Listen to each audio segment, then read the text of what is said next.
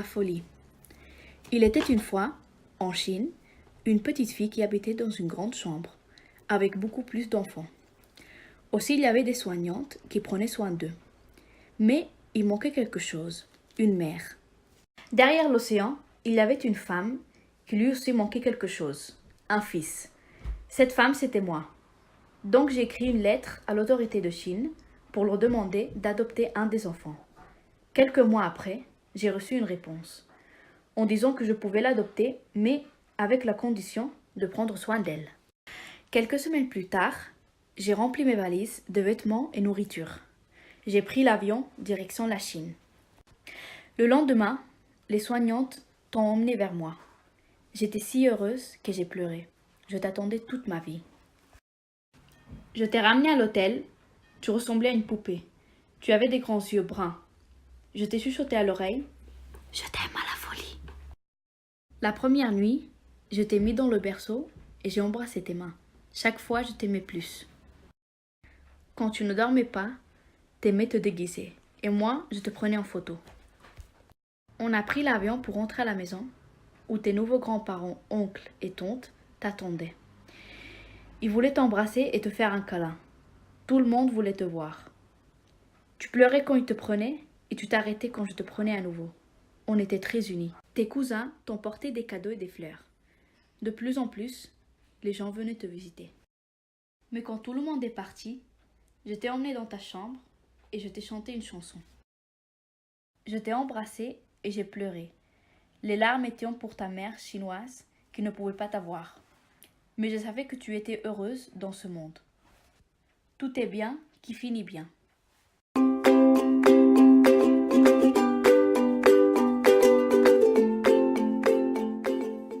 Hi havia una vegada, a la Xina, una nena petita que vivia en una habitació molt gran, amb més nens. També hi havia mainaderes que les cuidaven, però els hi faltava una cosa, la mare.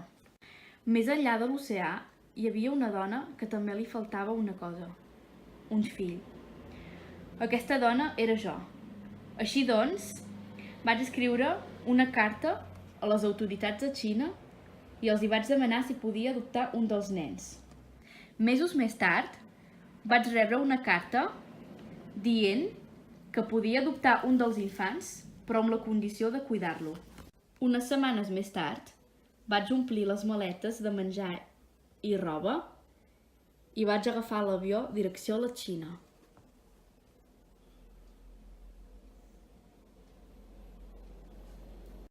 L'endemà, les mainaderes van portar-te cap a mi.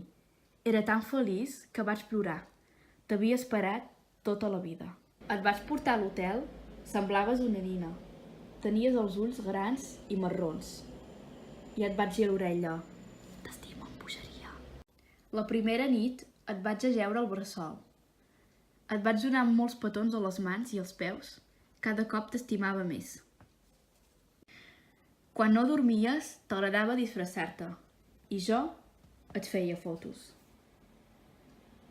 Quan vam arribar a casa, t'esperaven els teus nous avis, oncles i tietes. Et volien fer petons i abraçar. Tothom et volia veure. Ploraves quan t'agafaven.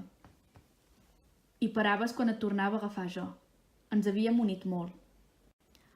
Els teus cosins et van portar flors i regals.